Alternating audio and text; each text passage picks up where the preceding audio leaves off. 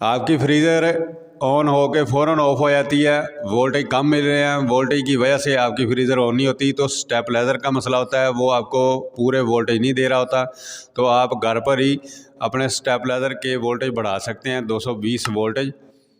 ये आपको नज़र आ रहा होगा 160 से 70 वोल्टेज आ रहे हैं। ये स्टेबलाइज़र 220 वोल्टेज को कन्वर्ट नहीं कर रहा, 160 जो पीछे से आ रहे हैं वही आगे दे रहा है 160 से 70 वोल्टेज। इस पर फ्रीज़र ऑन नहीं होगी तो स्टेबलाइज़र जल जाने का भी ख़तरा होता है, हीट अप भी हो जाता है। तो आप इसको खुद बढ़ा सकते हैं, सिर्फ छोटी सी टिप है। अगर वीडियो अच्छी लगी तो लाइक ज़रूर कर देना, साथ चैनल को सब्सक्राइब कर लेना। मैं आपको होमवर्क सिखा रहा हूँ ताकि आप मेरी वीडियो देख के अपने घर का काम खुद कर सकें। हम आपको 220 वोल्टेज पूरा करके दिखाते हैं। ये आपने राइट साइड को थोड़ा सा करना है तो आपके जो स्टेबलाइज़र के वोल्टेज होंगे ये 220 वोल्टेज पूरे कर देगा।